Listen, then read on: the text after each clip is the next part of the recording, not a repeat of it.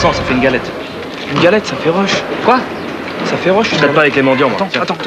C'est bon, je te donne. Tiens, prends ça.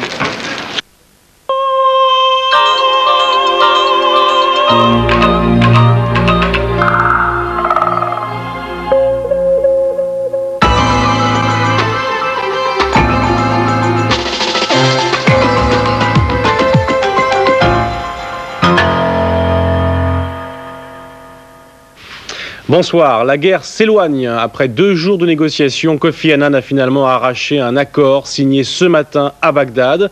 Et il y a moins d'1 heure, Bill Clinton a accepté ce texte. L'idée d'une attaque contre l'Irak est donc suspendue pour l'instant. Le président américain reste néanmoins prudent. Il demande aux troupes américaines de rester dans le Golfe tant que Saddam Hussein n'aura pas confirmé ses engagements. Bill Clinton. The government of Iraq has made a written commitment to provide immediate, unrestricted, unconditional access for the UNSCOM weapons inspectors to all suspect sites in Iraq, as called for by the United Nations Security Council resolutions. If fully implemented, and that is the big if, this commitment will allow UNSCOM to fulfill its mission. Beaucoup de fermeté donc dans les propos du président américain qui attend maintenant des actes. Il faut dire que l'accord conclu à Bagdad ne laisse aucune marge de manœuvre à l'Irak. Kofi Annan détaillera ce texte demain devant le Conseil de sécurité. En attendant, le secrétaire général de l'ONU est à Paris ce soir. Il dîne actuellement à l'Élysée après une journée de consultation. Pierre-André Lacou. Une fois l'accord signé par Tarek Aziz, il a fallu ensuite le faire accepter par les membres du Conseil de sécurité de l'ONU, et en particulier par les Américains les plus sceptiques sur les éventuelles concessions réalisées par les Irakiens. Kofi Annan a passé une bonne partie de sa journée à rendre compte à Bill Clinton des négociations. De son côté, le président américain a consulté tous azimuts avant de se décider, d'où cette pirouette lors d'une première réunion publique en début de journée. Still have to talk to President Yeltsin and President Chirac, and I may have to leave the meeting and then come back.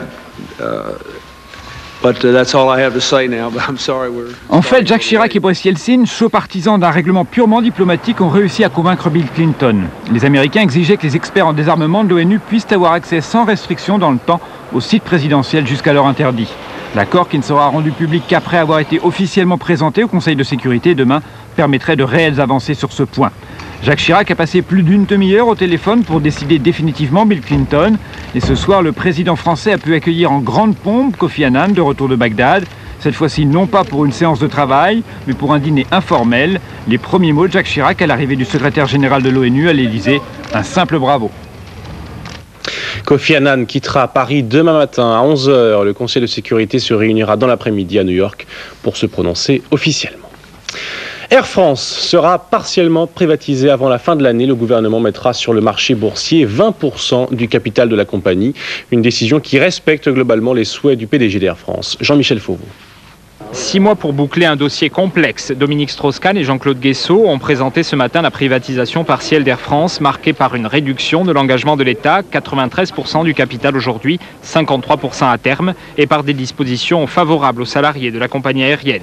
Une ouverture en 2 grandes lignes. D'abord 20% placés en bourse, soit environ 3 milliards de francs d'actions, et 10 autres pourcents proposés gratuitement aux pilotes et aux plus hauts revenus du groupe, contre une réduction de 15% des salaires sur 3 ans. Un donnant-donnant inédit en cours de négociation entre la direction et les syndicats. Les autres membres du personnel pourront acquérir jusqu'à 15% des titres. Ce projet, préparé par Jean-Cyril Spinetta, le nouveau PDG, correspond aux attentes du gouvernement qui exigeait que l'État demeure majoritaire. Christian Blanc, l'ancien patron, était contre et avait claqué la porte pour cela en septembre. Restent quelques détails à régler et à évaluer la valeur de la société qui, en arrivant sur le marché, pourrait moderniser sa flotte et passer des alliances. Cela devrait décaler légèrement l'opération prévue entre l'été et la fin de l'année. Spectaculaire explosion dans le centre de Lyon ce matin. Les 2 derniers étages d'un immeuble ont été ravagés par une déflagration, probablement due au gaz. Et c'est un miracle, mais il n'y a qu'un blessé léger. À Bordeaux, une autre explosion, toujours due au gaz, a fait 7 blessés, dont 1 grave. En bref, le maire de Chablis a été remis en liberté aujourd'hui et placé sous contrôle judiciaire. Georges Mingona est resté 3 semaines en détention provisoire. Il est soupçonné d'avoir violé à plusieurs reprises 4 garçons âgés de 9 et 10 ans. La Floride, victime de très violentes tornades la nuit dernière, des vents à plus de 400 km/h dans la région de Disney World. Comme vous le voyez, les dégâts sont considérables et il y a surtout 43 morts, des dizaines de blessés et des milliers de sans-abri. De nombreuses villes sont toujours privées d'électricité ce soir. Le temps en France, Flavie Flamand.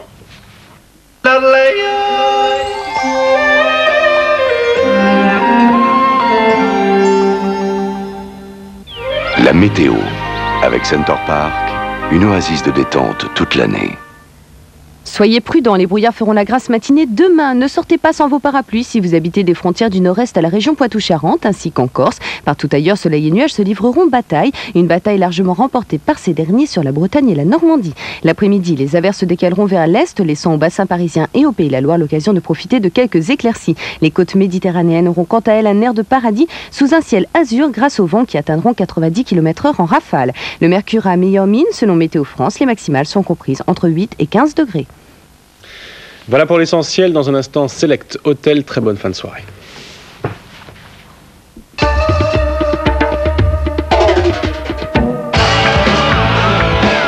Il crève l'écran et en plus, il parle.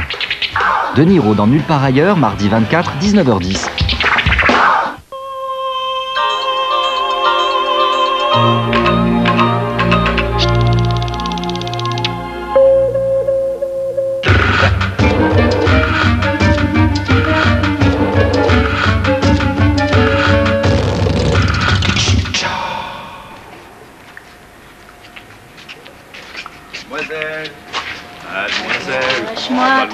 Attends, mais je te connais, toi.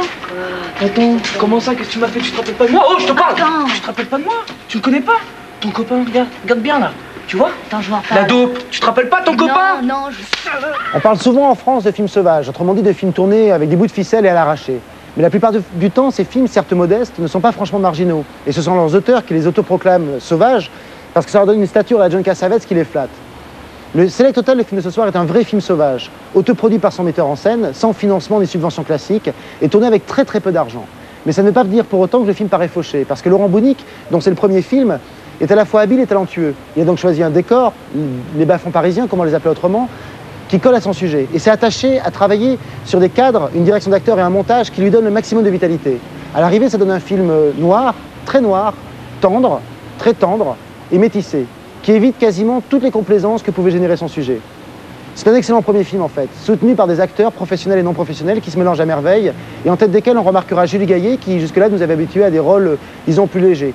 Voilà, depuis, Laurent Bounic a achevé le tournage de son second film, Zonzon, et autant dire que je l'attends avec beaucoup d'impatience. En attendant, Select Hotel, bon film.